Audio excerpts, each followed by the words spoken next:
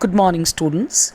Today we are going to do a very interesting essay by Sir Richard Steele named as The Spectator Club. Let me first start by giving you an introduction to Sir Richard Steele. Sir Richard Steele was an eminent man of letters and a well known name in prose writing. His contribution to literature is rendered valuable because of his connections with two periodicals, The Tatler and The Spectator, to which he contributed articles. A close friend of Joseph Addison, Richard Steele was educated with his friend in Oxford University. On graduation, he entered the army. His prose traits attracted favor of King William III.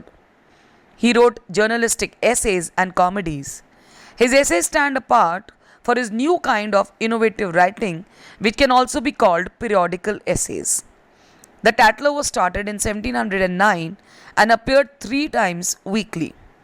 Though Steele found it safer to avoid politics, yet his writings reveal that he was a consistent Whig, that is the name of a political party.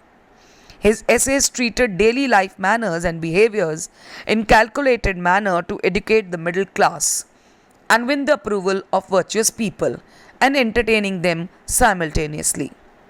His essays inspire and anticipate the character of the later 18th century. The Spectator Club was started in 1712 and in its complete form contains 635 essays, out of which Steele wrote 240, Joseph Addison 275, and the rest was written by others. It is because of his miscellaneous essays that Steele finds his place in literature as very special. Introduction of the essay. The Spectator Club is one of the finest achievements of Sir Richard Steele. In this essay, Steele gives an account of the members of the club who are intended to represent important sections of society. His friend Addison contributed the first essay, The Spectator, and Steele himself contributed the second essay, The Spectator Club. Steele working alliance with Addison was so close and so consistent, comparison between them is almost impossible. Some critics assert that Steele is worthier for inventing immortal characters like Sir Roger de Coverley, who is an imaginary eccentric old country knight who frequented the Spectator Club in London. He belongs to a very ancient and royal family. He is good and a kind person, though quite irregular in his behavior. He is popular among his servants and tenants because of his generous nature.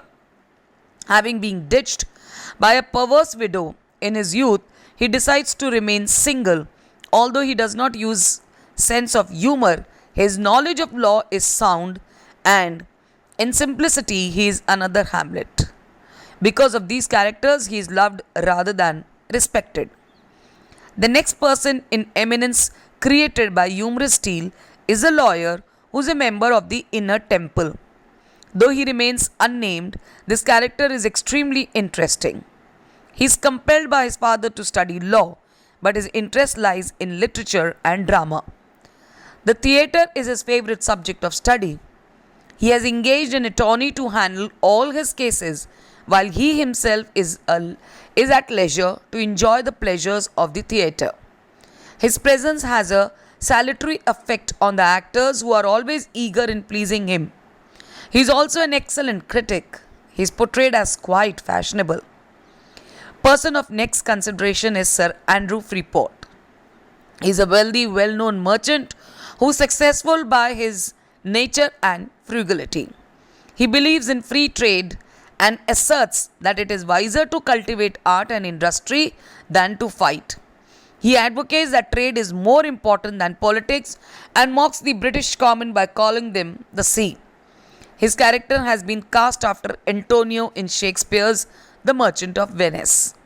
Next comes Captain Sentry, a military man of great courage and understanding, but extremely shy and modest. He doesn't possess the dynamism of a successful soldier. In fact, it is his modesty which has tempered his progress, and it is due to this that he resigned from the office. He prefers to remain in the background, accepts his drawbacks